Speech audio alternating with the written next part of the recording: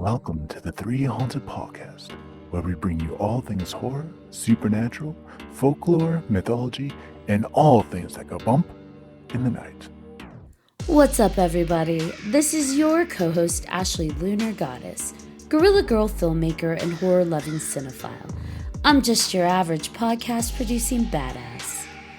I'm John Thomas. Some would say that I go a little too far with my love of all things horror, paranormal, and meta, but I say, talk nerdy to me, and I'm all yours. What's up, ghouls, gals, and all of our ET-loving pals out there? In today's episode, we'll be discussing extraterrestrials and more. For those of you that know us, you know that we cannot discuss aliens without this very special guest. Who is it, you ask? Tune in to find out. But first, a word from our network sponsor.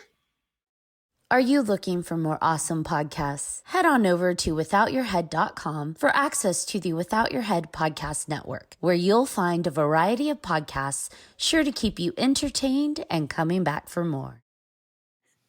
Welcome back. I'm trying. Welcome back, everybody. Like Ashley said, we have a very special returning guest. We haven't had this guest on since season 2. Welcome back, Mr. David Gunn. Well, thank you very much for having me back. It's a pleasure to be here. So happy. Well, hopefully this will be entertaining and not boring. Not a dull moment with you at all. You're far from boring, Mr. David. There is not a dull moment when we have you on. Everybody's enthralled. I actually got messages about your episodes, and I've gotten requests to bring you back on time and time again. So this has been long overdue. Okay, as long as they weren't requests to take it down. So no, it was there's dirty jokes in there. No, they wanted you back on the episode.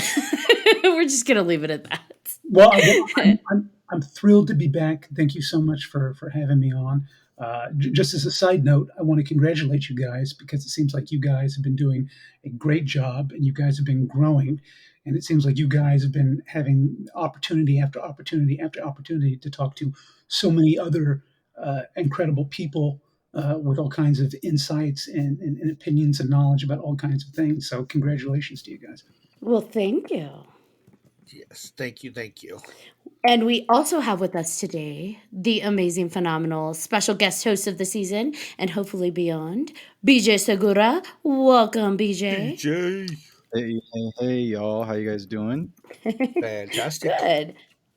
I am so excited about today because for me, it's horror, comedy, and sci-fi. And sci-fi might be like fighting horror for number one. There's just so many things about UFOs and extraterrestrials and everything that I'm excited to get into. And I've listened to the past episodes with David, and you are very knowledgeable, and I love that. Well, thank you for that. I mean, I would never claim to be all knowing, all seeing on anything like that. I mean, I know I can only talk about my own experiences in my life, and much like you, obviously because I'm older and whatnot, but from the time that I grew up as a kid into adulthood, I got to live through the time of period when UFOs went from like the 1970s, when it was, it was talked about in a way that wasn't quite so popular culture wise, but then I got to see all of the changes going from the 70s to the 80s to the 90s, and then in the 90s when we get the X-Files and things like that, then all of a sudden UFOs and popular culture then begins to explode, and it then takes this whole new course into quote unquote disclosure and stuff like that, and then into the present day. And I'm sure we'll probably talk about all kinds of aspects of that, but we hinted this behind the scenes before when I was talking about, but it's kind of like we're now at a point in 2023, and I know we're going to talk about aliens and UFOs, but now we're in the territory where it's like if you grew up at the time that I grew up in, believing what I believe in, you're now faced with the quandary where now there's so much stuff that you absolutely don't believe because you think it's now been weaponized or that it's being used by the government or as a psyop or what have you or whatnot. So this subject matter is pretty fascinating when you think about where it started, where it's gone, and where it is right now. So, but I'm sure we'll get into all of that. So, Well, ain't nothing to it but to do it. So, where to you, like when you talk about where it started, where do you envision that first began? well, I think for me as a kid, growing up in the 1970s, and kind of like what BJ was saying, because obviously I have a big connection to sci-fi, I have a big connection to horror and stuff like that. So we were lucky enough when we were kids growing up that our parents weren't too controlling about what we got to see on TV or movies. So a lot of my childhood was spent watching things like science fiction theater, which would come on Saturday afternoons, or there'd be the Friday Fright Nights, and even though there'd be the Vincent Price horror films and Peter Cushing and stuff like that, every now and then you would come across the quasi documentaries that would play during these things, and this is even before Spielberg even does Close Encounters of the Third Kind. So back then in the 70s, you did have all these kind of like documentaries that were being done about Bigfoot, Loch Ness Monster, UFOs, aliens. You had TV shows at the time, which that was another part of it too, was watching shows like Leonard Nimoy's In Search of and stuff like that. So there was actually a wealth of stuff out there. I mean, not so much so, but if you were paying attention, the subject matter, since it started from the late 1940s into the 50s, it had finally arrived at a point in the 1970s where it was being talked about, it was being covered. That was also the beginning of the time too, when they would do. There's the I forget the name of the title of it, but it was the famous movie that was done about the couple, the black and white couple who were abducted. They had an encounter, but they didn't know that they had an encounter until they had gone into hypnosis, into therapy, Right. because Betty they and were trying Barney to Hill. kill. Yeah, Betty and Barney Hill. Yeah. So, and I remember seeing that as a kid on a science fiction theater afternoon, and then we had talked about this before. And the last thing in the 70s, as I was getting older and watching this stuff, and you would come across these programs or TV shows, and then even occasionally in the newspaper, you would get an article talking about an unidentified sighting of an object that wasn't explained. Uh, but that's when we had talked about, I had that conversation with my dad, who was in the Air Force. And my dad, who was a navigator, and then he was a captain in the Air Force, and he flew during Vietnam. He told me, and he shared with, subsequently through the years, he had shared with me and my brothers, Chris and Carl, whatnot. He basically talked about his two accounts of seeing UFOs. And one was in his childhood in the 1950s when he was a kid, and he and his friends were playing outside in their neighborhood, and this was in Missouri back at the time, and they saw an object in the sky, which he described at the time as being kind of cigar-like. And all the neighborhood kids and even some of the parents who were out there on their patios, they didn't know what the hell it was. They didn't know what it was going on. It wasn't anything like any of the present day aircraft that would have existed back then. Wasn't a dirigible. It wasn't like a blimp or anything like that. And then when he was in the Air Force, he had that encounter when he and his crew, they were on a cross continental flight, where they came across an object that basically was coming right at them, and then shot across them. Uh, and then my dad explained these things to us, but then also talked to us about the culture of the Air Force at that time. You didn't talk about those things. If you had that kind of an experience, certainly if you were in any kind of service, as it were, you zipped your mouth, because otherwise you were going to be stationed at an outpost in Siberia, or something like that. Or you wouldn't be able to move your way up through the ranks, because they would shut you down, and they would just label you as a kook, and you wouldn't be able to move forward. But him and his entire flight crew, they always agreed on what it was that they saw. They never wavered or changed their mind about all of that.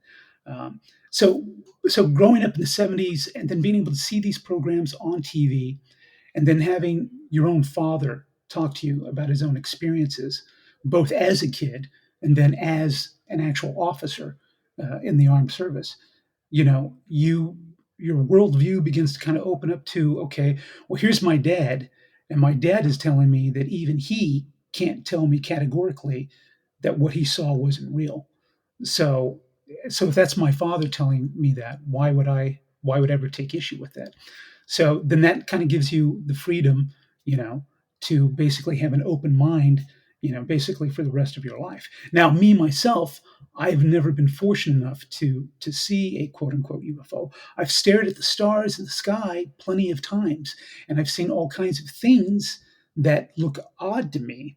But I've never had an experience that would have been so close within my visual range as something like my father was able to experience at two different times in his life, or as so many other people in their lives have been able to experience.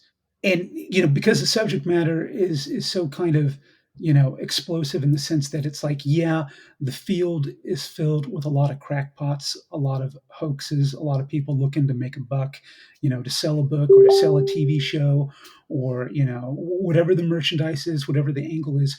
But at the same time, and it's the same thing with the paranormal experiences that people have, there are a population who don't really go out of the way to report what they've seen.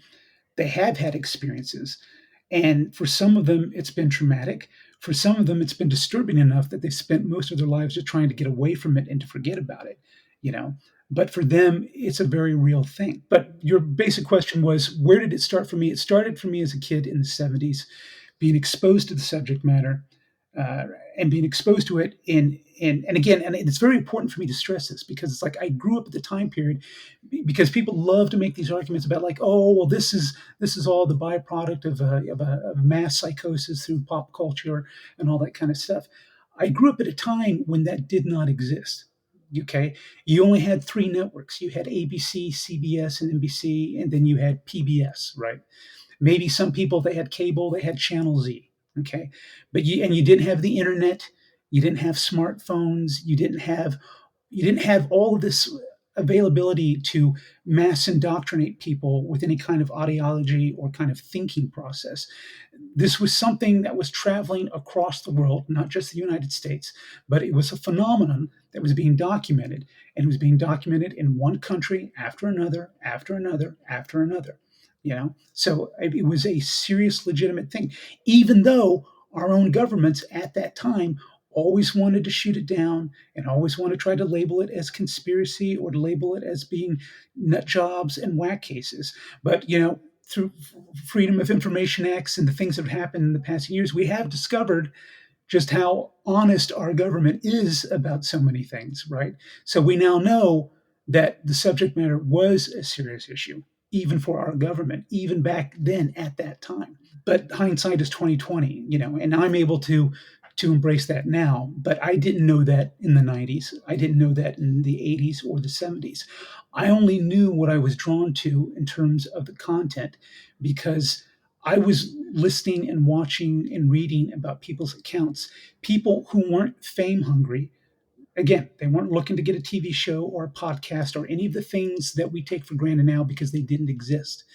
Something happened to them. And in some of those cases, some of those people suffered detrimental effects, right? So like unexplained radiation burning, right, to their skin and things like that. So these are not people who are looking to get a free ride. They were looking for answers, things that no one would give them fucking answers to. People just shut them up and tell them, you don't know what you're talking about. You've imagined it. You know what I mean?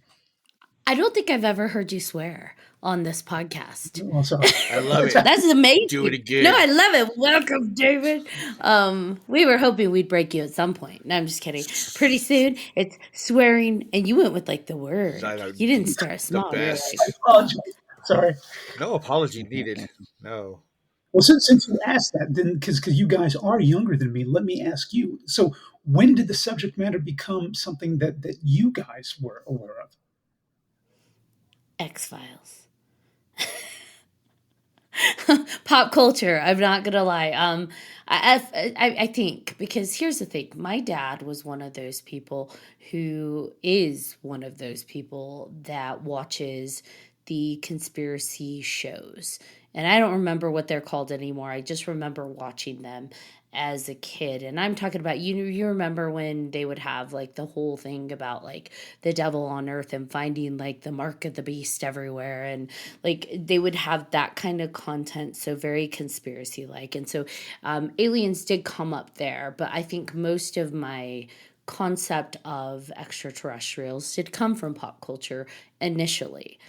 Over time, I think that has shifted as, we've gotten more access to things, through the internet, through articles. Again, that's all subjective in terms of who's writing what with their bias, but there's so much more now that I think if you read everything, not everything, but you know what I mean, you start to read multiple perspectives, it's a little easier to find threads of like, okay, well, this person's trying to disprove this person's trying to prove it, this person's not sure what it is. But you know what I hear through all of that? There's something. They're all speaking to something that, for example, recently, did you guys hear about, or I say recently loosely, over the summer, that object that crashed into the backyard of that Las Vegas home? And they watched it, they called the cops. The cops came, well, on the body cam footage, the cops also caught it in the air. And it was funny because when they were talking about what had happened afterwards, the police, the two cops that responded to the call, one of them didn't want to go to the house. He himself was like, I don't know what the hell that was, but that's not right. And he didn't want to go. They went anyways, but this is a discussion occurring on their body cam footage. Like, they just don't want to go. They go, they don't find anything actually there. They do find damage. They do find that something occurred, but they don't know what. Now, what's funny is how quickly that was shut down.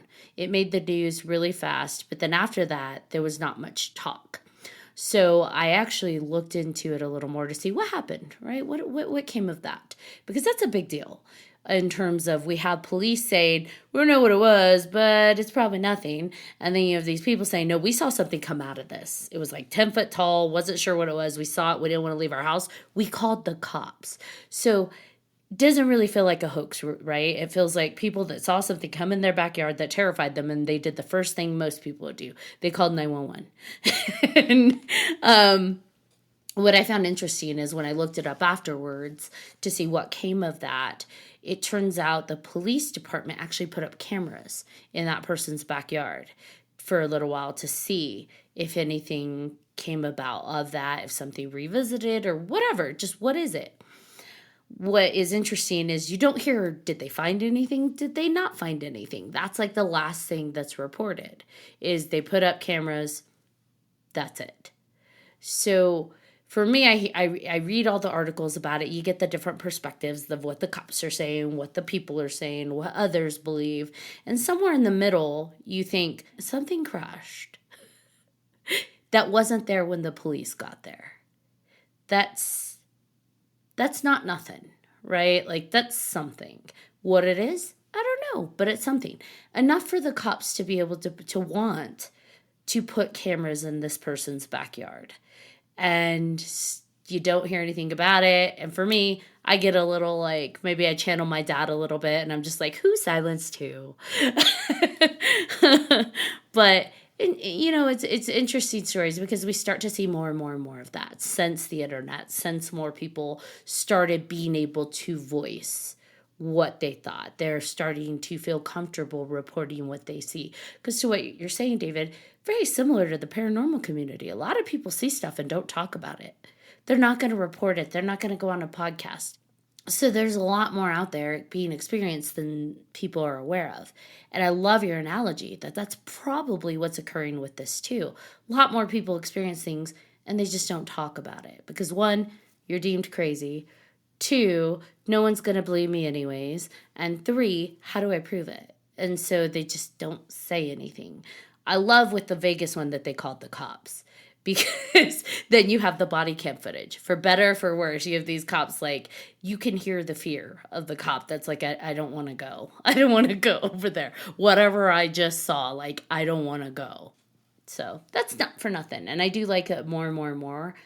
Us laymen, us regular people are able to connect with each other to start talking about those things. Yeah, if I could add to that, I that situation in particular, I thought the most compelling, convincing thing about that account when it was happening is that police officer's body cam footage, because you clearly see some kind of a blue green streaking that is going through the sky as it crosses over. You clearly see that. And it was funny to me, at least from where I was at, from what the coverage I was getting, it, there was that was being played, and then all of a sudden there was this next video that was now being passed around, which I believe was supposed to be purportedly the family members going to their fence, or going to their fence looking in their backyard, but nothing really happens in that video. And then it seemed like, and I remember that time being like, well, the the police body cam footage plays across as just a modern day mundane contemporary footage, except that there's something in it that's out of the normal. But then that footage of the family going to the fence, going to the gate, looking in their backyard, but then you don't see anything. That, to me, I was wondering, okay, is this orchestrated? And it kind of falls into what you're talking about. It's kind of like, so, and I'm not saying like the family is faking anything, but this is my distrust of things, where things get, where something real could be happening, and there are multiple ways that agencies, government institutions can try to want to shut things down, right? So the first one is to just say, don't believe your lying eyes, right? The second one is to create doubt, right? So if you had something that was authentic to begin with, then give the public something that comes across as being something that then could then blow up in someone's face and be like, well, this is bullshit, you know? And so there was a part of me that was wondering, well, is that what's happening now? Is this weird footage with the family at the fence at the gate? Is this some kind of rehearsed thing that's been put together so that it will blow up in people's faces, and so people would walk away from it and be like, okay, you're fucking wasting my time, and then people move on. It's a little bit different, but then again, I'm still distrustful of it. But in the last few years, or even going back further, you've had various pilots who've gone on to shows like Joe Rogan and stuff like that, who are sharing the videos of what's called the flying pill, right? Which is basically the camera footage from their aircraft as they're running exercises and they're tracking an object that is behaving in a way that they can't understand. And these things pop up, and it's your brain begins to wonder, okay, well, so are we in the disclosure age? So are things finally beginning to crack? But then you wonder again, it's like, okay, no, are things just being given to us piecemeal? Because it's basically to hook you in and then to turn around and have it blow up in your face, so that ultimately you will turn around and you'll walk away from it, so that you won't pay attention. And again, I'm not saying that family was faking anything or anything like that. I just wanted to add that body cam footage was the most compelling thing that I saw from that entire experience. And I think because of the age that we live in now with AI, right, with deep fakes and everything like that, the truth becomes harder and harder and harder to capture. It becomes harder and harder to find, and harder to report on, right? Because now you have all these various interests that have their own agendas, right, whatever they may be. And so, it's like, how do you get to what really happened? How do you get to what is the actual truth?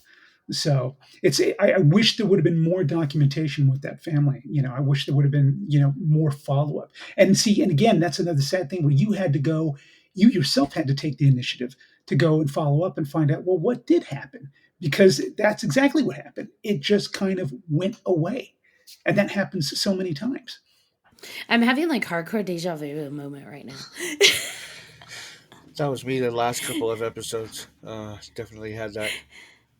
But no, I mean, going back to your uh, original question, or Ashley's question, or whoever's question, if for me it was definitely in the '80s when I became aware of it. Obviously, I was growing up, and they had the shows like Unsolved Mysteries, and Unsolved Mysteries didn't usually do like aliens and ghosts and stuff, but there were a few episodes every once in a while where those would pop up. And then the movie Fire in the Sky came out about Travis Walton, and that piqued my interest right there. And his story and everything else. So that got, my interest a lot better. And yeah, I just been following it ever since, pretty much. Well, then, John, could I ask you in your life when you were growing up, even though these things were beginning to kind of pop off to you, whether it's through media or whatnot, in your life, did you ever come across someone or meet with someone who shared an account or an experience or anything like that? It wasn't until like the '90s when I had an experience with my friend in his backyard, and I'm sure we've talked about it, about the big red cloud that we saw in the backyard. It was totally dark. It was nighttime. It was like midnight, 2 o'clock in the morning, and we're just outside sleeping on the trampoline and just looking at the stars. And all of a sudden, there's this big, and the best way I can explain it is like seriously a big red cloud up in this. It was like the size of Texas. It was huge, and it was there for a little bit, and then all of a sudden it just disappeared. Like you blink and it was gone. I don't know how something that big could show up that quick and then disappear that fast, but it was there for probably a good 2 or 3 minutes and then gone. And when you were exposed to it, at what point do you feel that like something touched a nerve with you, where you were kind of like, okay, this isn't just sci-fi. This isn't just Right. something to pretend. This could be something. I don't know. It was probably because it scared the shit out of me. I was like, I don't know what that is or where it could be, or who knows. I mean, poisonous gas at that point. I had all kinds of weird theories in my head, but obviously it wasn't poisonous gas because we're still here. But yeah, it was just, I don't know, the most weird thing. I was like, did you see that? You saw that, right? Like, I had to make sure somebody else saw that because my friend didn't want to say anything. He's just like, yeah, I saw that after I finally asked him, and I was like, okay, that's something that actually happened. That's real. Okay, cool. Now what do we do? Like, how do we figure out what that was? And that's when the internet was just starting out, and I wasn't smart enough to try to, go figure all that out. I wish I would have, to see if more people had seen it. But you see, but if I can add to that, for you, like what your perspective right there, where you just talked about, it's like the internet was just starting out.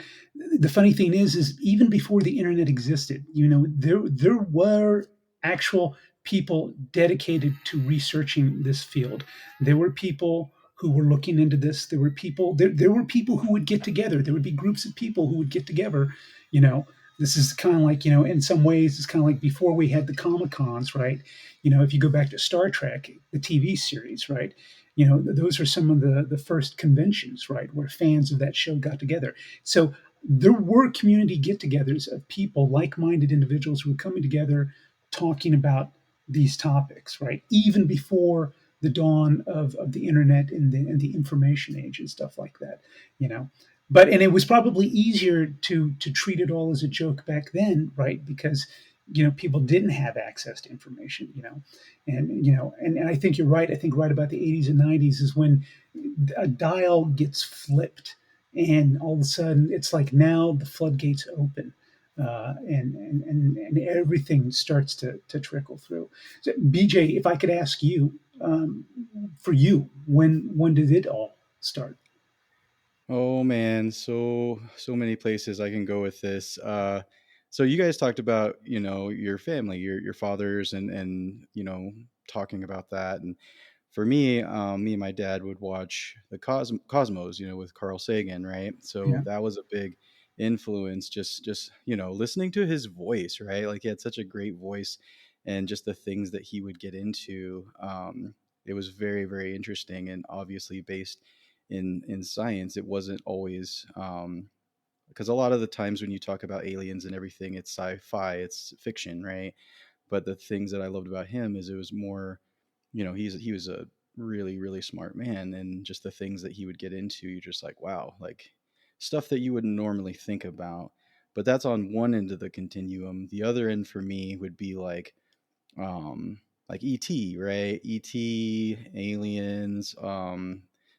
One of my favorite films that doesn't get enough credit is Starman, right? Yeah. Yeah. The Starman, John Carpenter's Starman, and that one I love that movie so much, and it just brings up for me a lot of questions where can aliens take a human form and those kinds of stories. And that's a lot of stories that a lot of people want to know, is that how, if aliens were to come here and if they were to have the human experience, there's a lot of movies that do that, right? What would that feel like for them, right? How would the experience, and I think John Carpenter did a good job with that, explaining like, well, everything's new, everything's different, everything's, eating apple pie for the first time, right? Like getting punched in the face, having sex, Yeah. right? Like all of that kind of stuff. It's like, well, what is what does that feel like for an alien? Because that's one of my big questions.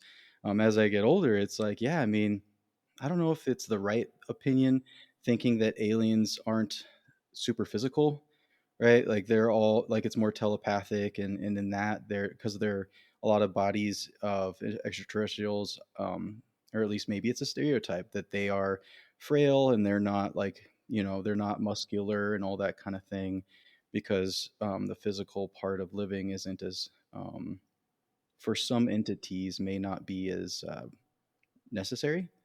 And so I think that the human aspect of where we're at, I think that maybe appeals to aliens, and maybe their curiosity, right? It's like, these beings are so tied to the physical. Um, how do they make that leap, if it is a leap forward? So it's not 3Haunted unless something wacky goes on with our technology while we're talking about aliens. And here we are. Technology did not disappoint. So, Men in Black, I hope you're having fun with us. Here we are. Where was I? Oh, yes, BJ, you're wrong. I'm kidding. So, that's a joke.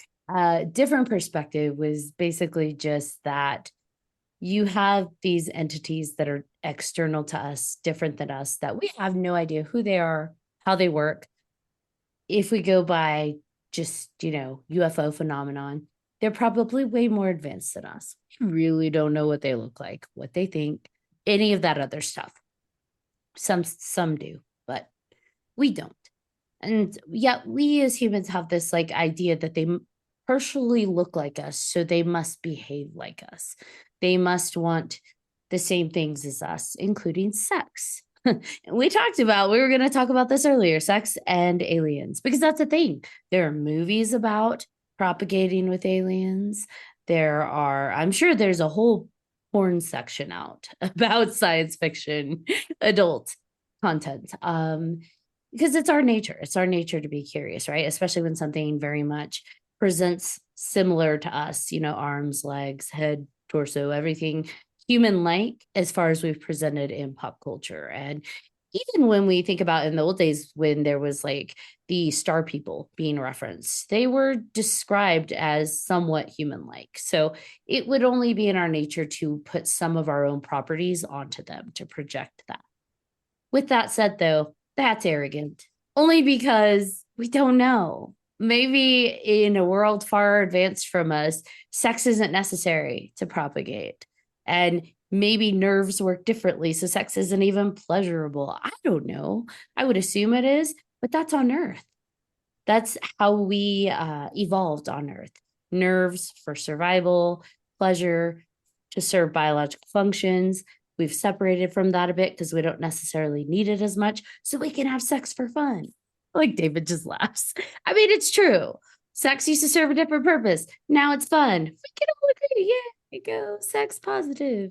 But that's not necessarily the case for other species. Because I think about it in terms of, we don't do that with animals, right? It's not like, I wonder if a cow wants to have sex.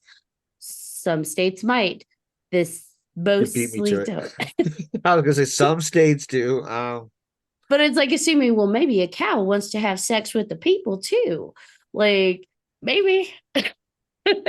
But I think maybe not. And so this idea that like aliens come to Earth to experience what humans experience, it's like, do they even care? Like, is that something where they're like, I want to regress back, like or maybe not even regress, that may not even be an evolution of, they just might be something completely different. So, I mean, I'm going to be honest. I don't go around saying, I wonder what a cow life would be like. I'm going to go graze in a pasture for a while and see how that goes. Someone tip me over. I don't know. Like, it just, I try to, like, I get it. We can only think through our lens of the scope of our experience. But I think sometimes us as humans get in a really bad habit of assuming that we are the top. And so, like, of course, something would want to be like us. Of course, something would want to experience and live like us. When in reality, it's like maybe there's something different out there that's elevated, or maybe it's not even comparable. I don't know. What do you guys think? I I think I should defend myself real quick. It's not an Um, argument, BJ.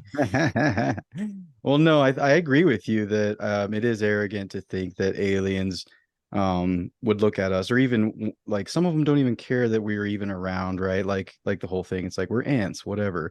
Like we're not, if we are, aren't as civilized or whatever you want to call it, elevated or as it but yeah, so I was just thinking more of like a science project, right? Like what, like if they were interested in our species, it's like, because that's the thing about like with Starman and like all the other movies that have that, it's like they're learning, like, and that's the other thing about those movies that maybe that listening to you is a good point, that we're under the assumption that they don't understand our species like at all. In those movies it's very like foreign, right? It's very like, oh, we don't know what apple pie is. We don't know what food is. We don't know what like cars are. And maybe they know a lot more than we think. And I think that that's also maybe an arrogance as well. Like why would they be so clueless? Like if they are interested in us and they have all this advanced technology, you would think that they would probably know a lot of our stuff better than we do, right? It's like all these stupid humans, if they would have just done this, their cars would have been flying by now, like idiots. Like I don't know. Like I just think Seriously. yeah, so it's just fun. I like I that's the thing about aliens, is that there's so much that you can, there's a infinite possibility of anything, that of different kinds, different, maybe they're us from the future, all of that. And I'm here for it. I just hope we can find out in our lifetime and actually meet some. Okay, so you talked about like the aliens coming to experience like the human experience in movies. Have we ever had one where a human wanted to experience like the aliens way of like, because that's something I would want to do. Just to Avatar? get, I guess that's as close as we're getting, but like, I would definitely want to do something like that. I think that would be cool. Experience a species of aliens' lives just to see how it is. Well, the abduction stories, right? Like, or Well, close encounters of the third kind, right? Dude left his family. He's like, peace out. I'm gonna go hang out with the aliens. And so, I think there's that, but like to the extent of maybe becoming one of them, um, that would be really, really cool. I mean, the closest thing I think about is the movie Cocoon, right? Love the Cocoon movies. The Wilfred Brimley and all the is it Jessica Tandy, right? Just all of them and the fun that they had. They got life. Their life force was they were basically a fountain of youth because they were by these cocoons with aliens in them, and then they got to travel with the aliens and be exposed to all the different things out in the universe. And I think that's what you're talking about. That's the draw, right? Because you want to go, you don't want them to just come here. You want to, I think most people, well, I don't know about most people that are interested in that, may want to get on an actual ship and go somewhere instead of just live out an experience like a here, right? right. I mean, as long as there's no anal probing and stuff like that, I'm good. But I will go like willingly, just don't perform surgery or anything on me. I don't need none of that. Like, we're cool. Well, if I could go back to go back to what Ashley was saying before, because Ashley brought up something that I think then kind of becomes this bigger thing where it's like, the whole thing about when you talk about either the sexuality or aliens wanting to have sex or stuff like that. To me, you know, the visitation, and even when you talk about it in terms of like the historical record, right? Like even before the Roswell crash, right? When we go further back to that and we talk about, there are biblical accounts of a lot of things that people refer to as being heavenly visions, right? Or visitations, that those could have been argued as being alien encounters as well. And I've heard this talked about before with people who believe that, when I forget which book it is, but they talk about that the fallen angels, and the fallen angels wanted to sleep with the women, humankind, right? And the whole belief of that was that by procreating and fusing with what humans are, that was the closest way to basically to bring them into our world, to become tangible, right? To have an influence over us. And I know we talked about this before. There are people who believe that aliens are in fact demons and stuff like that too. But I can understand an advanced alien species, right? Or any advanced intelligence looking at us and thinking of us as ants, or thinking of us as insignificant, but also recognizing that there's something very unique about us. Because I always imagine, and I could be completely wrong, but I could see, and it's been argued by other people, that higher advanced societies, higher advanced beings would probably be more akin to kind of collective thinking, right? They would be these it doesn't matter how many of them they are, they all act as the one, right? And that's probably something that would stand out to anyone or any being of that kind when it comes to human beings, is because when you take us on an individual level, we are absolutely completely unpredictable. We live and breathe and die by our own individual passions, and we're governed by them. And one person does not necessarily act out in the same way in the interest of the other, or the other, or the other. So as a species, I mean, we're so chaotic and so unpredictable. I could see where an alien species would be fascinated by us, because we represent the exact opposite of what maybe some people would consider to be higher ordered evolution of beings, whether it's terms of a society of flesh and blood society, or again, if we're going back to spirituality, where the belief of like, well, why do we need bodies? Well, the way it was always kind of argued with me, both in religion and spirituality, is that the physical body, the physical dimension world, is a world in which we are allowed to play out the tests and the exercises that we need to do in order to learn the lessons that we need to learn, that have an impact on our own spiritual being, right? So I can see something similar like that, where like alien beings would need to make physical contact with us because of the way that they are, whether they're just beings, because I've seen this argued before too, where alien beings, if we're talking about grays, or the Venusians, or take your pick of any of them, where it's been argued before that what we see as the encounters are not actually the actual real beings, that they're either drones, right? They're drones being operated by another intelligence or another being, and that intelligence or being could be something that isn't even in physical form, right? But it needs to take a physical form in order to interact with us, because we exist in a physical form.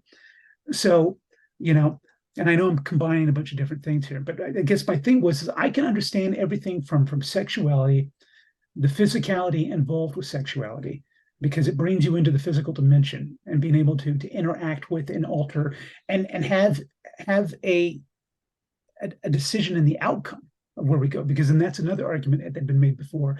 If you go back to the chariots of the gods and stuff like that, where people have talked about where our whole history is littered with accounts of experiences and interchanges with alien beings who came and interacted with us and altered the course of our evolution. There are people who believe that the aliens, in fact, were the ones that helped to wipe out the dinosaurs, and that they came and created a whole new evolution of living systems that would be us, and that we are basically the generation of a generation of a generation of a generation of a generation of a downgrade of a generation of what they were.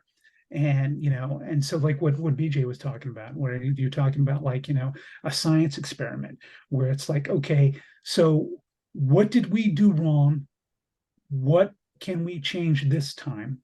And let's see if we can make that happen. And again, I don't have the answers or whatnot, but what the point I want to make is like when you start thinking about this stuff, I always think about alien beings. I never put them in one kind of little category. I always I always entertain the possibility, just as I'm a religious guy.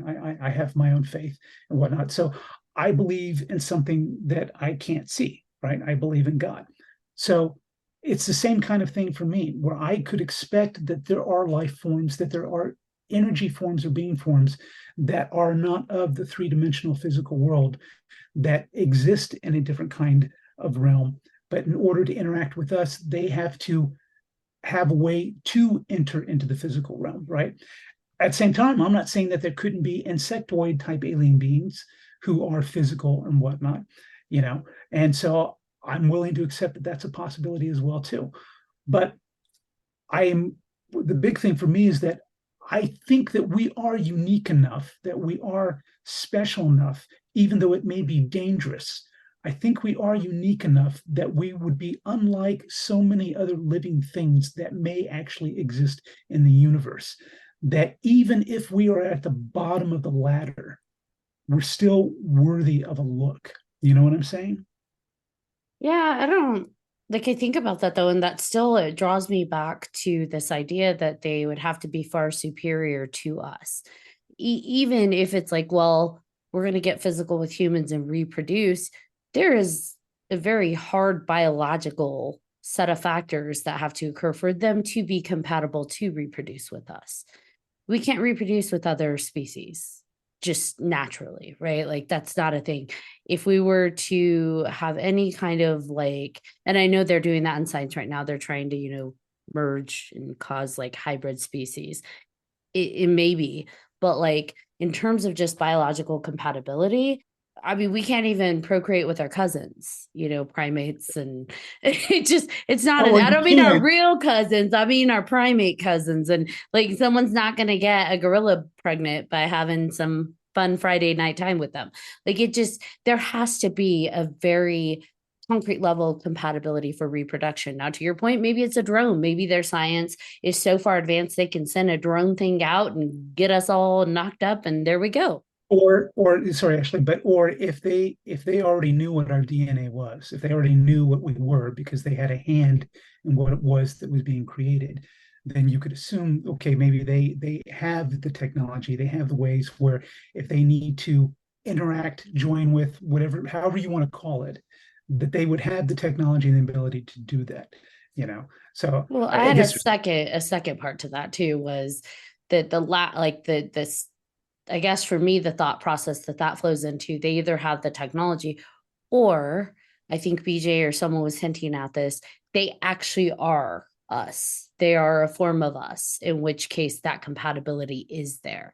Or they created us, to what you're saying. Maybe they have the DNA, we're the science project. So let's go God, right? We're created in God's image, according to the Bible. Maybe there are, if we go through that thought process, maybe we were posited here. Some people believe that like aliens struck us here. And maybe that speaks to why we have crazy evolution in like small amounts of time, where we're able to just leaps and bound improve in technology, mental capacity, and growth, because maybe we just weren't ever actually of this earth. I don't know. There could be so many reasons why, or to your point, maybe they reproduced with us at certain segments to speed up that enhancement. I don't know, but there's a lot of theories, right? That when you step back and look at it, it's like maybe it's one of them, maybe it's none of them, or maybe it's a little bit of all of them. I did have a question, and I love where you're going with this. With all that said, do they care about our existence and enough, and do they invest in us? Those, I guess that's those are the questions. Like, are we enough for them to want to do all of that, right? Is it, or to even come back, or is it just just drop off the DNA, let them figure it out, we'll come back? If they're still there, then great. If not, they didn't get past the part where they destroyed themselves, then great. Or are they there to help us, right? That's my big thing, because I've seen a few things where I can't remember what it is, but one of the messages from extraterrestrials that people have said is that they're here to make sure that we progress, that we're not going to end our civilization, right? That humanity will move on to the next stage of evolution, and they're here to help us. I mean, obviously with the atom bomb, right? With all of that happening, I feel like since that's happened, we've had a lot more contact, because I feel like having that kind of power to destroy ourselves in such a short time, that it's almost like maybe a parent catching their kid doing something they shouldn't be doing. It's like, well, I think maybe we need to step in or guide them, if they care. And that's kind of the question. I don't know.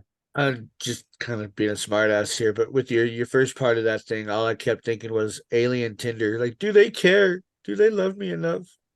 I don't know. They left me on red. What the fuck? I mean, let's say hypothetically, they are, coming in and they're the reason we're evolving, like little spurts of evolving that's going on, advancement. It's really hard unless you completely get rid of us and put a new version of us in place, to get rid of some of the older programming. So I could see that being frustrating, as like, we got to recondition this, but that original primal's in there. So they're still trying to like caveman each other. But we grew their brains too fast. So they're using atomic bombs to do it versus like, clubs. And hopefully that's not a thing. But I think, David, you mentioned something earlier. I could be wrong. Maybe it's something from previous, but that like when bad stuff happens, the sightings increase.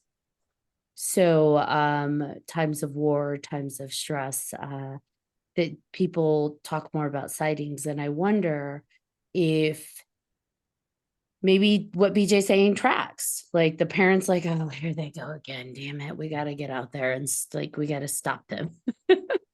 This is kind of the problem with where ufology and this stuff kind of evolved to, because it's like at the end of the day you have all these kind of different warring camps about ideas about the things.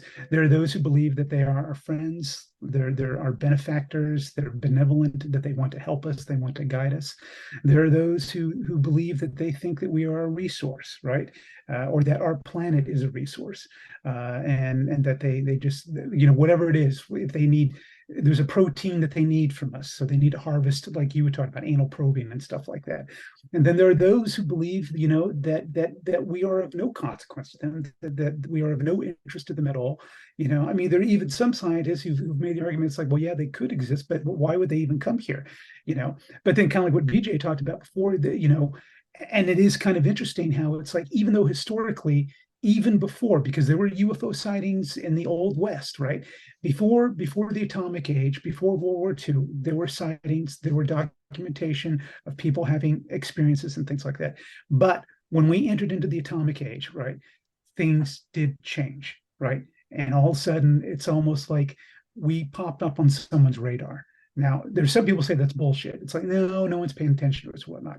But I completely can't subscribe to that viewpoint too, where it's like, even if you don't care about us, I can still see an intelligence, whatever they are, still thinking that's taking a moment of being like, well, we don't really care about them, but they're now playing with things that if we're not paying attention to them, what are they going to do and where are they going to take it? And maybe, and I know that, there's been all kinds of, guru new age type stuff that people have come up with or whatnot. But even if you subscribe to the view that they don't care about what we do on our planet, right? Because eventually the earth is going to be destroyed eventually one day anyway. So I mean, that's the life of the universe. But I can see them being concerned about that. If we as a species are able to allow, if we can survive outside of killing ourselves, if we can actually reach the stars, if we can actually travel from world to world to world, then it becomes a matter of like, well, what are they going to do? Are they gonna burn the whole house down? And so to me, I mean, I don't, my mind isn't made up. I can't really tell you one way or the other if I think that they are friend or foe, if they're just a casual observer, if they're just like like you're talking about, like a watchful guardian or parent who just wants to make sure that we don't step out of line. But I do subscribe to what BJ was saying. Was I think that once technologically we entered in an age when we started messing with the physics of the universe, all of a sudden, again, like I was saying earlier, I think we became something worthy of paying attention to. Whatever whatever those beings, and again, we're not just talking about one possibility of one race of beings. We're talking about a cosmos filled with all kinds of beings who could consist of any kind of matter, whether it's genetic, flesh, or energy. You know what I mean? You know what I found interesting is that, like, the whole thing with the weather balloons being shot down and stuff over the US, that UFO sightings went down because our government said that they were going to start shooting things down. They put out an official statement that was going to be the process of things were flying in our airspace that was unaccounted for. And I found interesting, there was an article that came out that said that since that has been stated, that's been something, a stance that's been known, sightings in Canada have actually gone up. So Canada is actually seeing a big increase in UFO sightings. And I think that's pretty interesting because let's say it's aliens. They don't want to be shot down. So they're like, screw you guys, we're going to Canada. They're nicer there. Isn't it funny though that they say that they're going to start shooting things down, but then at the same time you'll see pilots testifying to the fact that they can't even keep up with these objects. They can't lock onto them. They can't, they can't even maneuver next to them. So it's like, so which is it? We have the technology to shoot them down, or we don't have the technology to shoot them down. I tend to think we don't. I think, even if you believe that Roswell truly happened, I could see that being a scenario where at that time, if there was a species that was here, they may not have been fully aware of what our technology is. And maybe it was just, a bad coming together of circumstances where their ship or whatever it is ended up getting impacted by something of our technology. And so it was a lucky moment for us, an unlucky moment for them. But I tend to think that if we're talking about real technology that may exist, I find it hard to believe that we really have anything that could stop them from doing anything that they wanted, especially if they could travel the entire universe. You know what I mean? I would agree with you, but then I would disagree with you as well, because that's maybe assuming that we don't already have their technology and are using it, right? Because there's a lot of things out there saying that are saying that the UFOs that we see are all, it's our government, they're testing stuff that has crashed, that has gotten down there, and now we're using it and trying to put it to, obviously it's very secretive, but it's more weapons, right? Maybe that's what they're doing. That's what I mean. The pessimist in me is like, yeah, the government's keeping all that state. They have the technology, they have that, and they're starting to understand it, but they're not doing it for the right reasons. And I'm not sure what those would be, but still, it's if they are able to shoot down something with Independence Day, using their own technology against them, like flying their ships and going into the mothership and that kind of thing. Like if like that kind of idea, I think is pretty interesting because the stuff that we're seeing, is it aliens, or is it us using their technology that fell here 100 years ago or something? Yeah, I don't disagree with you at all, BJ, because it's like then you start talking about guys like Bob Lazar, you start talking about Groom Lake, Area 51, and then the whole concept of that, that we did have that technology, and then the aerospace industry, they co-opted the technology, began backward engineering all the technology, but then all that technology then began to become warehoused by the industrial military complex, and wasn't being used for the betterment of anyone, but it was being used to keep the machine going, to have the advantage, right? Because war is good, war is business. So so I don't dispute any of that. So in that regard, you could be right, where it's like if we did take some of that technology, and at the same time that you're using it to get the edge on a foreign country, you could be using it to get the edge on whoever it was that deposited it to begin with. So I mean, I completely can accept that too. That technology is not restricted or limited just to flying. So I imagine it's to tracking as well. So if we were able to get our hands on that and reverse engineer that, I mean, it's possible maybe our government can already track what's up there. And so they already know. And it's just a matter of, that's probably dangerous to then say, like, hey, we're going to shoot whatever's up there that's not supposed to be down, because that's an open threat. But I don't know, who was the threat to? Was it to a rival country, or was it to someone else? I have no idea. But hypothetically, if our government can track that, I mean, why would they ever tell us that? Like, guys, we could track alien stuff and it's out there, it's up there, we see them all the time. Instead, it's what they did to maybe your to pilots and your dad, David, which is don't talk about it or you lose your career. We already know it's up there, you don't talk about it. Yeah, and that was the rule of thumb for the longest time.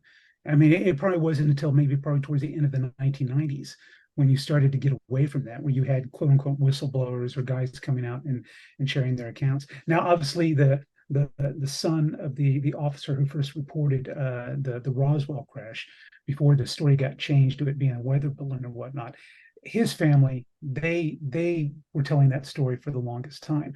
But generally, most officers, personnel, they didn't. They stayed in line. They did not deviate from the program, right? I wanted to add one other thing to it. And I know we probably talked about before, but when BJ brought it up about, like, well, having the technology, that technology, right? And even you, actually, it doesn't apply to just the aerospace industry in terms of things flying. There have been people who've written essays talking about, like, isn't it rather interesting that our world went through a rather radical technological advance in a very short amount of time?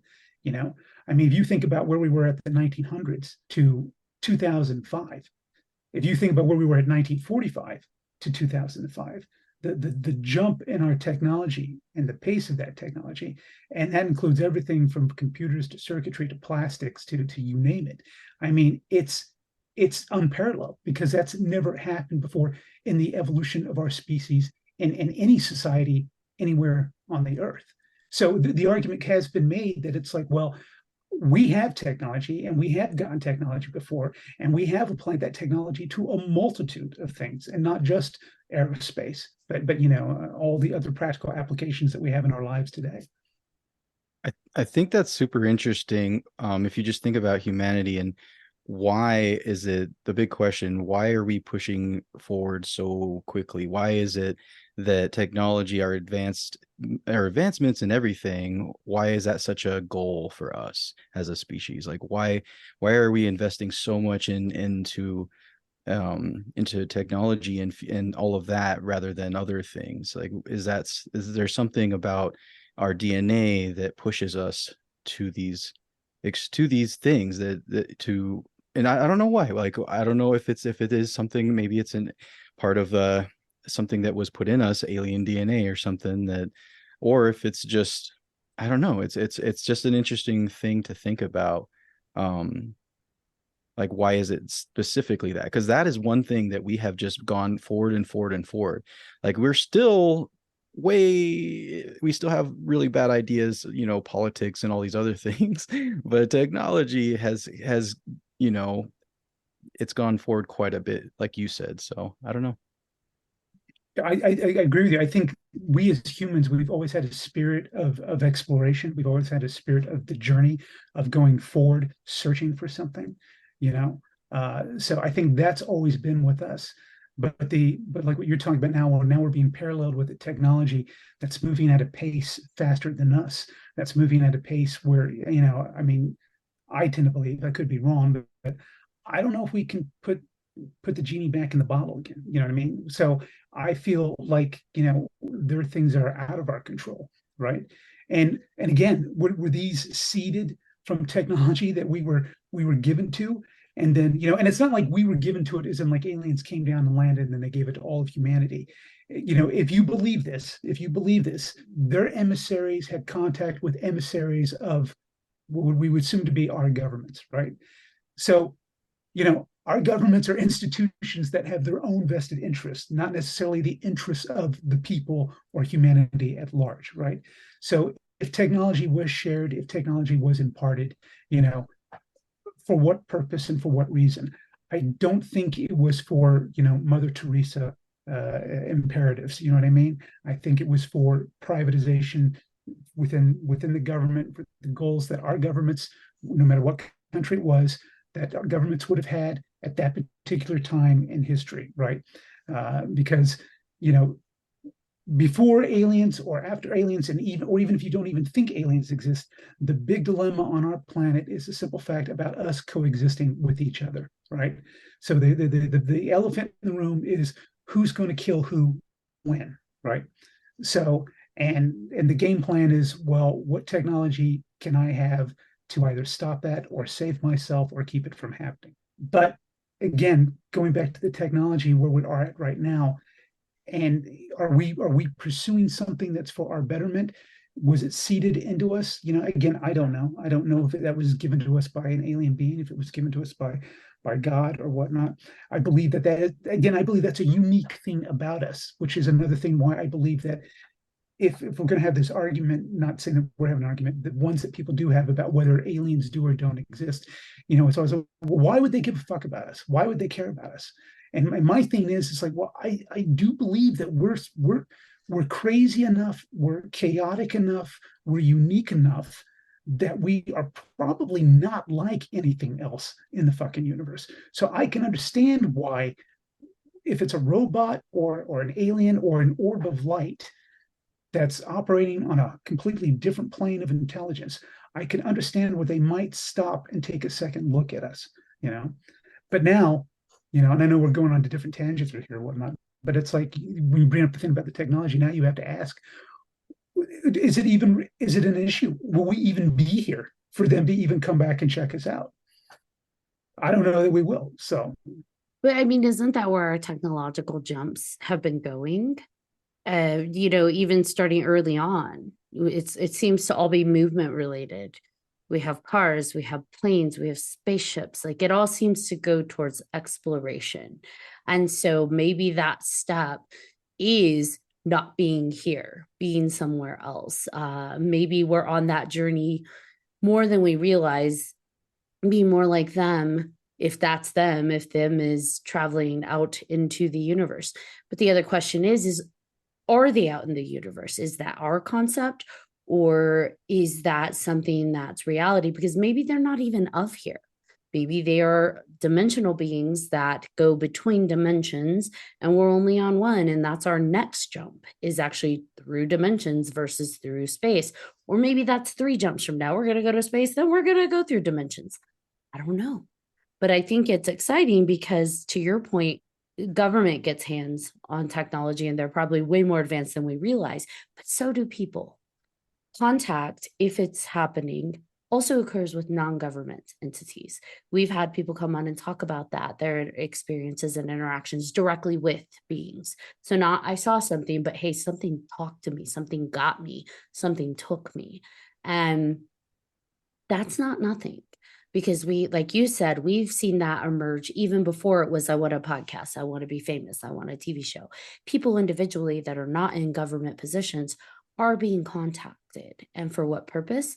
Maybe it's putting, not all your eggs in one basket. So if I give it to this group of people that seems to be leading, but I'm also going to drop it here, here, here, and here and see what happens. Maybe that's how we get people like Elon Musk. I don't know.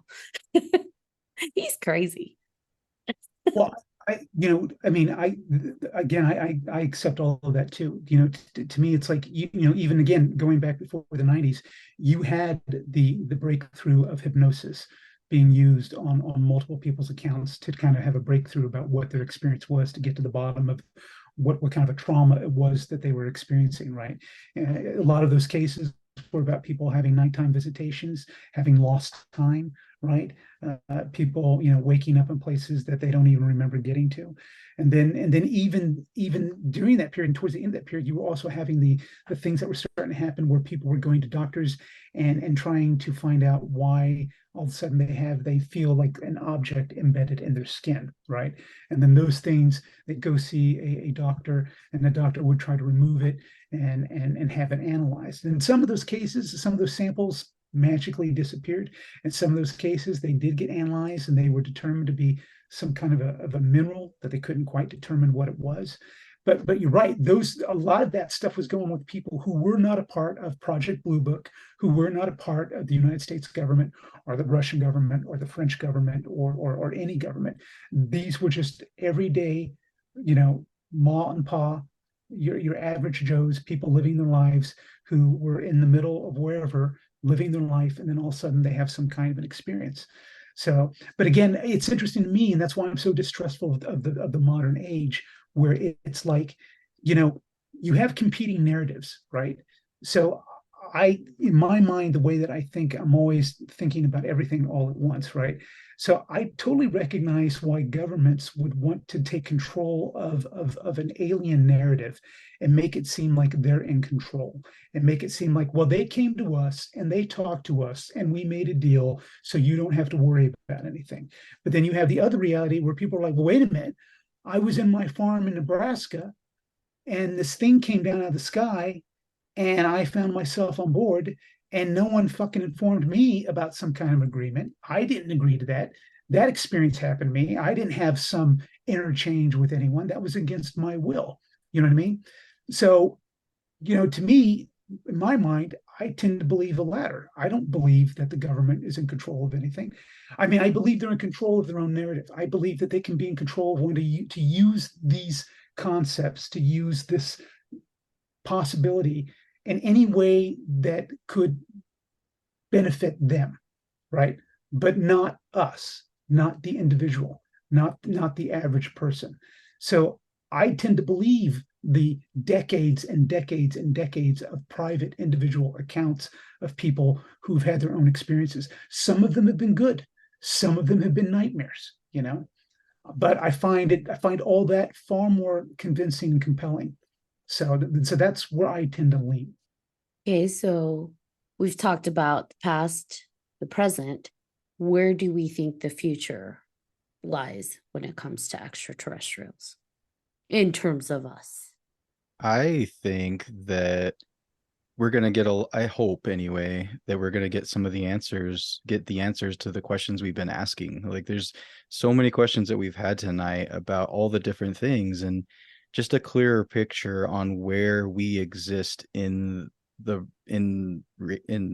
universe. Where's our place? Why, right? That's the big question. Why are we here? What is our place? What is our purpose? And hopefully,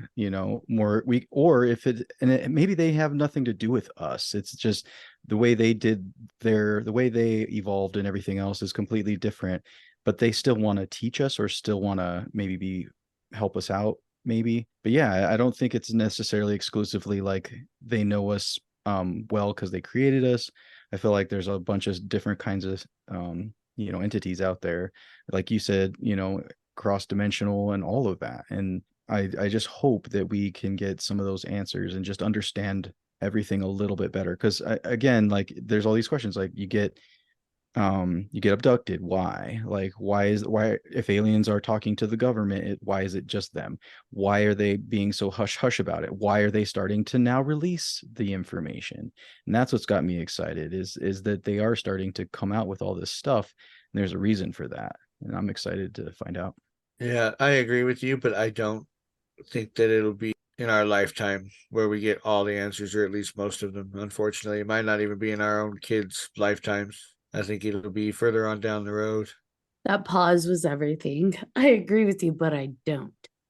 In our lifetime.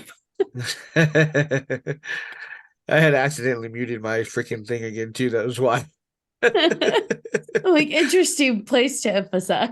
BJ's like, I'm tired of you all disagreeing with me. Everybody's hating on me tonight. He's like, I don't want to be part of this podcast no more. Screw you guys. I'm going home.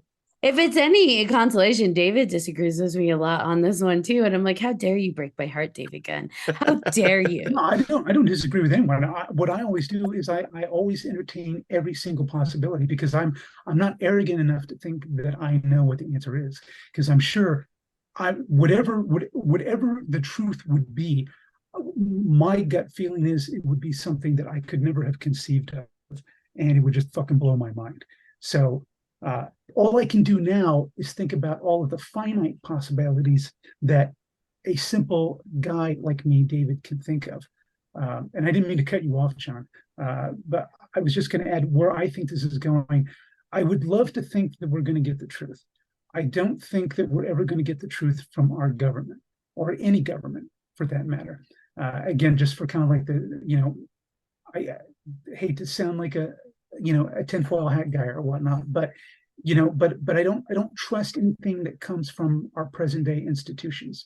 I think they've all become so corrupted. They're all driven by their own purposes and their own aims. I feel like if there was going to be a moment of truth, if there was going to be a moment of disclosure, it would have to be something that is so large on a worldwide scale, and would have to be something that would be able to be experienced by individual people so that they could know through their own living experience, through their eyes, their ears, their senses, their interaction, that they would know that what they were interacting with was present and it was real, and that they could validate it for themselves as being like, this is the truth. What form that takes, I don't know. But I feel like that's the only way that it could ever really happen.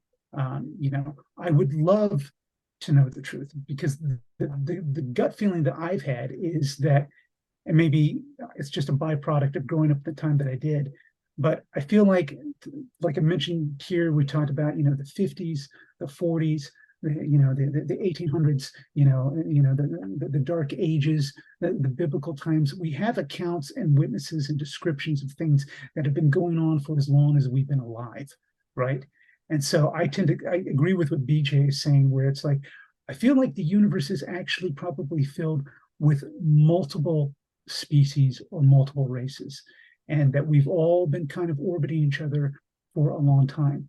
But, unfortunately, if you want to call us the youngest kid in the family or whatnot, we're so young, we're so small that, we haven't had the millennia of evolution to hopefully survive and arrive at a technological point where we could be like they are, right? Like they probably are, in terms of being able to understand how to, whether it's interdimensional, whether it's spatial, whether it's time travel, whatever the case may be. But I feel like where we're at right now, I don't think that the truth or the disclosure is ever going to come from some authoritative source. I feel like it would have to be something that's got to, it literally has to blow up in everyone's face to the point where you can't ignore it, where it didn't matter what news network or what government official was saying. Your neighbor, you're standing outside, you're all looking at the same thing, you're all seeing the same thing, and you're all going, what the hell is going on? So that's what I think it would take. I did have one last thing, and I love that you brought up time travel. It just reminded me of the movie Arrival. I just love that movie, and just how they use, they brought up languages, and people, whatever language you come from, you experience the world in a unique way. In that movie, obviously the aliens, the way their language is expressed is not in time. It's absent from it, or it extends beyond our understanding of it, so that way you can time travel, you can connect. And I find that very, very profound and very interesting, and that may be one of the ways that we interact with them. I think that would be very cool. And yeah, it's probably gonna be something very different than what we would assume communication is like, and I'm here for it. Could I add something to that then? Since BJ kind of landed on that, is it too crazy to think then that even we may be different from different species, that maybe there might be certain things that might be universal? Because like when he was talking about the possibility of the way that you interact and the way you would need to be able to interact by going in between time, well, we, even though we're physical beings, we have a complete history dealing with, the power of our dreams, right?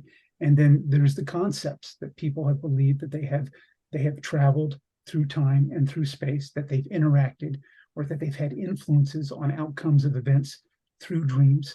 There is the whole concept of astral projection, right? So is it so crazy to think that even though we may be talking just in limited terms on in a general sense, when we're talking about the stuff about like us, like I'm going to talk to this guy and I'm going to shake his hand and I'm going to write out a paper for this guy or whatnot, but that our communication and our ability to maybe arrive at certain truths might be derived from some of these kinds of other things that we are already part of our makeup, even though they may be kind of viewed as, goofy paranormal type stuff or whatnot. You know what I mean? Why, David Gunn, I'm so glad that you brought that up. We just had an entire episode about astral projection and the dream world, and potentially how maybe we're trying to communicate with beings in other dimensions, like potentially aliens, in the wrong way. We're trying to talk to them in a way that we communicate in our waking world, when in fact they may exist in a different space that we're not utilizing quite yet. We all know our brain isn't completely utilized at its full capacity. And so when we go into those states of, deep sleep or halfway sleep, like sleep paralysis, and states of meditation, that perhaps that is in those spaces where we're actually able to communicate with beings of other dimensions or other planes or whatever you want to call them, extraterrestrials. So we might actually just be trying to find the wrong way to communicate. And that is, I love the serendipity of this coming up again and coming out of a different person who has nothing to do with, other individuals. The fact that these thoughts and these ideas of potentially utilizing dreams and the dream world is surfacing. I think that for me, at least, I keep getting like when people keep bringing up dreams, because John, correct me if I'm wrong, that's becoming a very common theme, this lucid dreaming aspect and this idea of what we can do while we're asleep is becoming a theme. And I'm paying attention, universe. I'm paying attention. Absolutely. Yeah, and you were talking about you both were talking about having deja vu. And for me, dreams happen. I've had a few dreams where, I would have deja vu and it would be like a dream I had that I remember having months ago, right? Or I would dream about a tiger. I'd wake up, turn on the TV, first thing I see is a tiger. Like weird little things like that. And yeah, I would love to explore that deeper. And I hadn't really even thought about the dream world and connecting with other entities that way as much. So that's really interesting. I think that's cool. All right, the next person that has a lucid dream or sleep paralysis, I need you to try it. Try and communicate with the aliens. Let me know how it goes. I've never had sleep paralysis. So, I mean, I've had some crazy dreams. So I've had crazy dreams, I've had crazy nightmares, but I've never had sleep paralysis. But in all the stuff that I've consumed in my entire life, the physical dimension and being able to explore and communicate and contact is one part of it. But then the other part of it is, again, if you want to call it dreams, you want to call it the subconscious, if you want to call it the mind, if you want to call this the alternate dimension, right? I've always believed that, okay, well, then that's a possible tool for communication as well. And I bring it up again, not just in the sense of a supernatural sense of like a communication tool to contact a demon or anything like that, but like what BJ was talking about, like, well, what if this facility might be one of the common things that we might have with another species, in terms of all the things that they can't do, that they don't do. Maybe that is because people talked about before that they believe that alien beings probably have no use for a quote unquote verbal language, right? So then that would kind of imply an implied telepathy or the kind of communications, whether it's clicks or sounds or whatever you want to call it. So, you know what I mean? So I just feel like, the door is completely open with how, we could make a contact, have an experience, and communicate. But at the same time, I'm also, and again, I know this sounds a little bit bipolar, but it's like you have to bear in mind that it's like that leaves it open for the possibility of anything. So, so it's like, am I talking to an alien? Am I talking to a demon? Am I talking to my id? You know what I mean? So I will say this, you touched on earlier that aliens potentially, there's this idea, there's this concept that they're not an individual mentality, they're a collective consciousness. With that said, if they're a collective consciousness, maybe in that space where we're asleep, we shut out from the individual and we connect into that collective consciousness. And perhaps that's how we're able to communicate with them. We're able to tap into whatever that is, because maybe we are an extension of them somehow. Or maybe that's just where that exists and we tap into that plane when we're in those specific states of sleep. But it's exciting to think about, right? Well, and let me qualify this. I don't necessarily believe, it's not my belief that they all operate and act and think as a collective. But that's again like what you talked about earlier, where so much of the things that we talk about are influenced by all our quote unquote experts, right?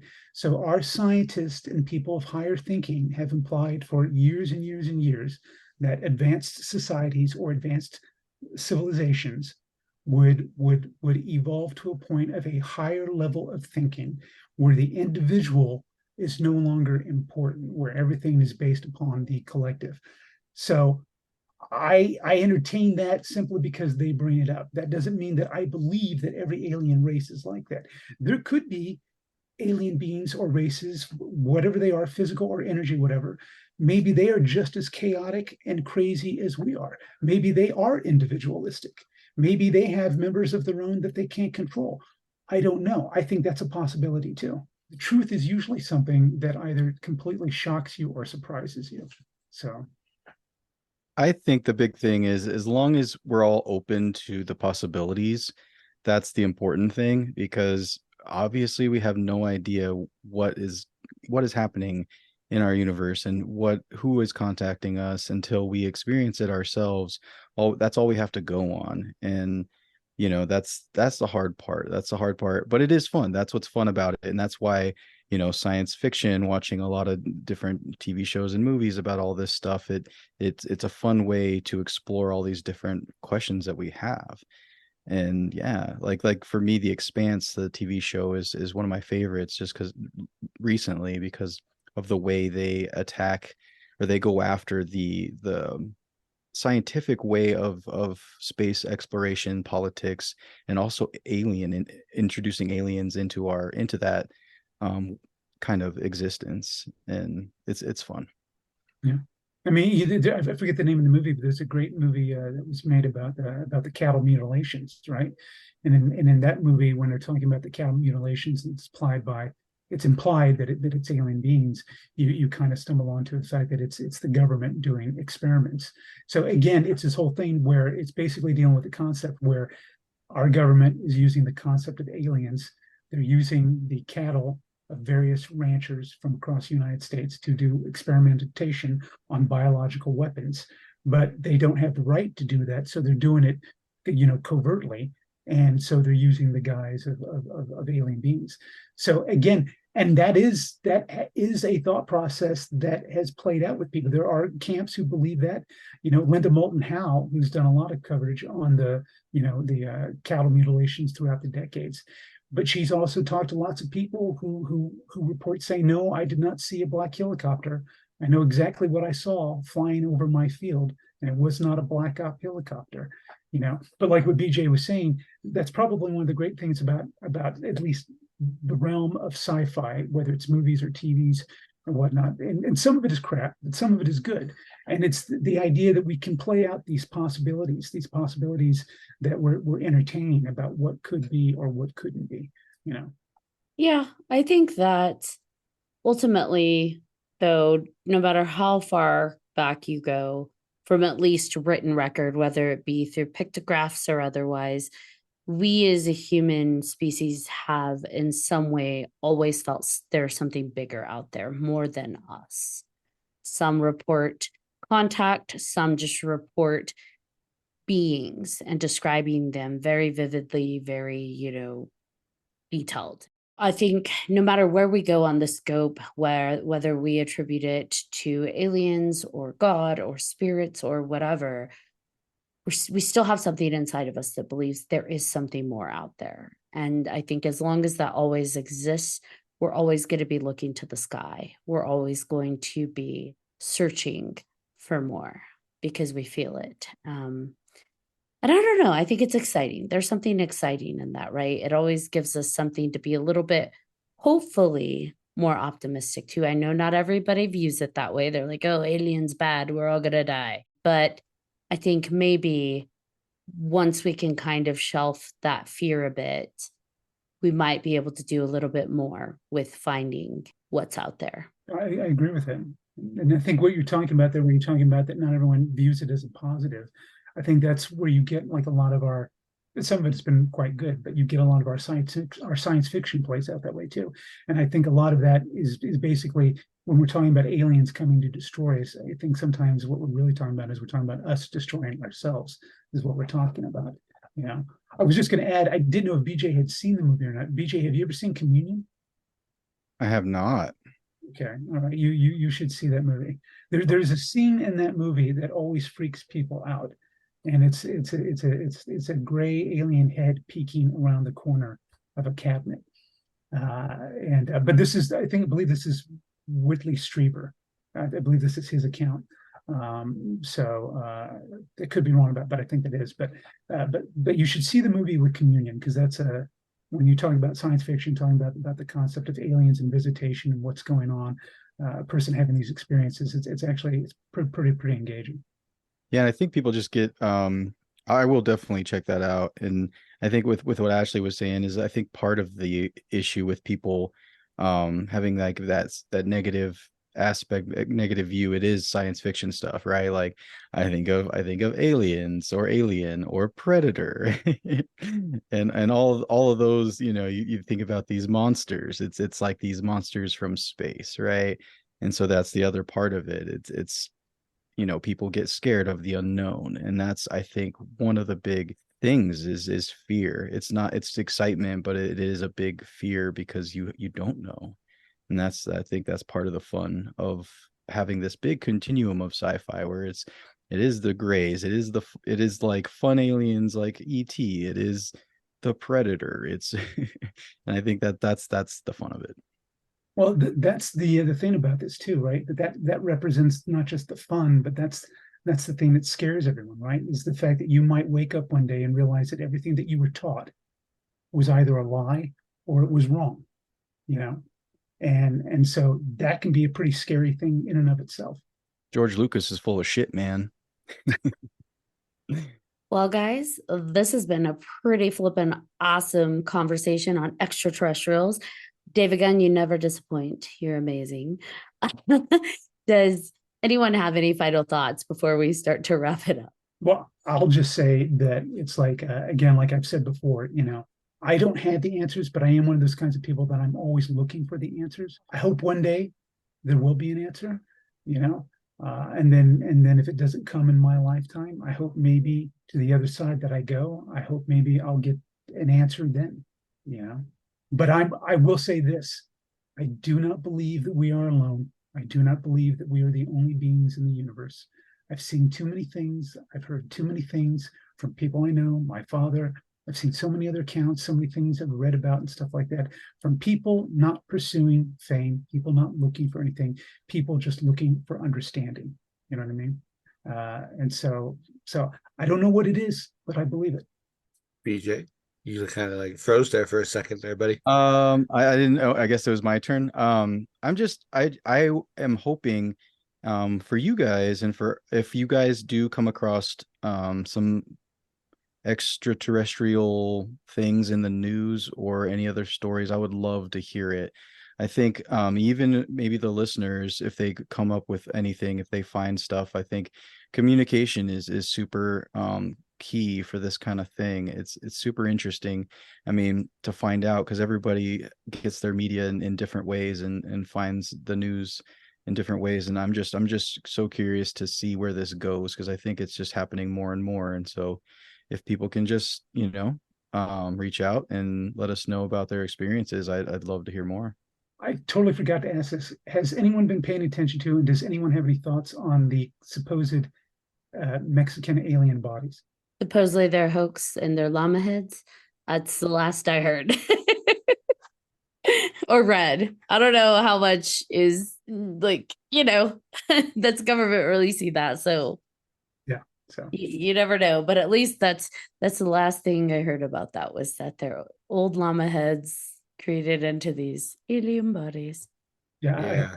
I had a good laugh. So Although, to your point, the discrediting, there has been more and more and more coming out from Central and South America about UFOs being reported.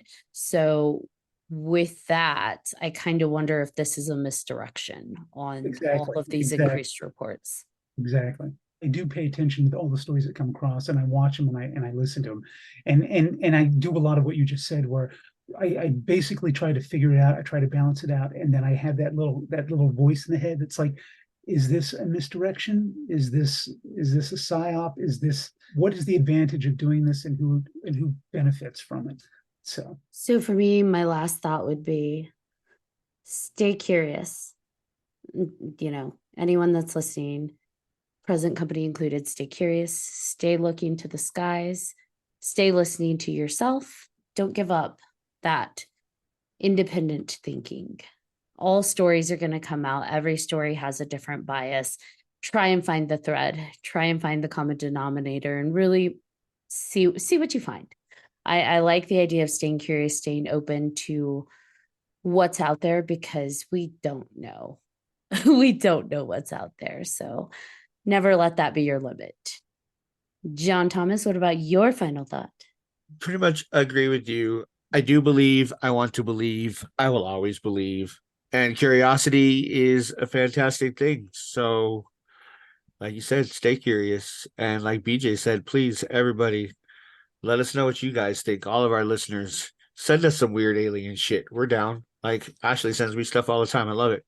That's Your my poor final thought. inbox. I love it though, I know I sent you everything: cryptids, paranormal, extraterrestrial. because a lot of it I everything. don't even see. Like I'm like, all right, cool, this is awesome. Like, sweet. I'm your taboo news You source. are.